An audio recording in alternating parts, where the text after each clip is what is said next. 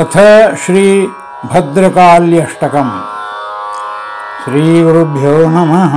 हरिः ओम्।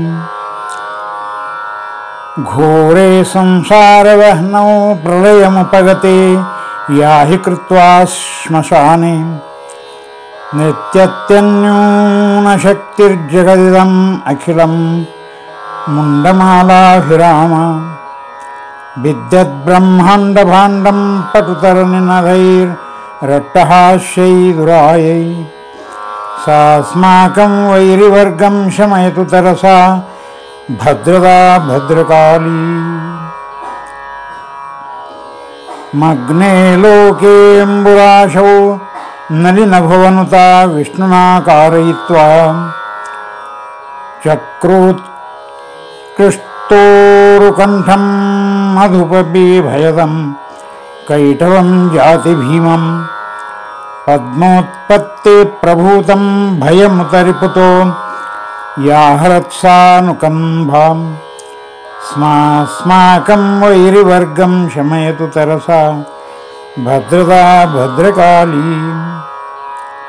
विश्वप्राणं विधातुं महिषमुथराणि यासुरं भीमरूपं शूलेनाहत्य वक्षस्य मर्मपतिता पातयन्तीं च भूम्यौ तस्यासृग्वाहिनीर्भिर्जलनिधिमखिलं शोणिताभं च चक्रे सास्माकं वैरिवर्गं शमयतु तरसा भद्रदा भद्रकाली। या देवी चण्डमुण्डौ त्रिभुवननलिनी वारणौ देवशत्रून् दृष्ट्वा युद्धोत्सवैर्रुद्रतरमभिया काशिनाकृत्यकण्ठौ कृत्वा तद्रक्तपानोद्भवमदमतिता साट्टहासातिभामां सास्माकं वैरिवर्गं शमयतु तरसा भद्रदा भद्रकाली। सद्यस्तं रक्तबीजं समरभुविनता घोररूपानसङ्ख्यान् राक्तोद्भूतैर्वशङ्खैर्गजतुरगरथैः सार्धमन्याश्वदैत्यान् वक्त्रे निक्षिप्य दृष्ट्वा गोतरदशनैर्रापणो शोणितौघं सास्माकं वैरिवर्गं शमयतु तरसा भद्रदा भद्रकाली।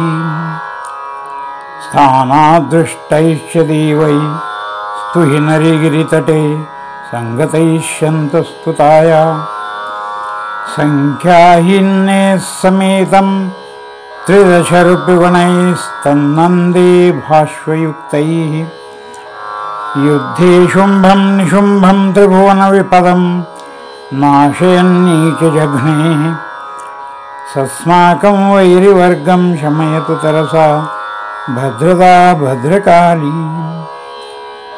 शम्भोर्नेत्रानले या जननमपि सगत्राणहेतोरयासि भूयस्त्रीक्ष्णातिधारा विदलितदनुजा दारुकं चापि हत्वा तस्यात्कृष्टा न तुष्टा मुहुरपि कृत्वत्यष्टहासं कठोरं सास्माकं वैरिवर्गं शमयतु तरसा भद्रदा भद्रकाली।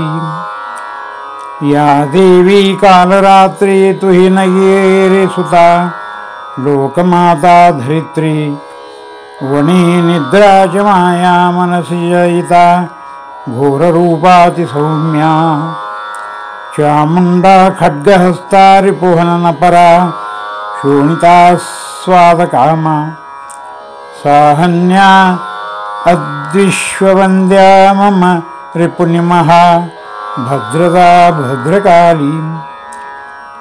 भद्रकल्याष्टकं जप्यं शत्रुसंक्षयकाङ्क्षिणा स्वर्गापवर्गदं पुण्यं दुष्टग्रहनिवारणम् इति श्री भद्रकाल्याष्टकं सम्पूर्णम्।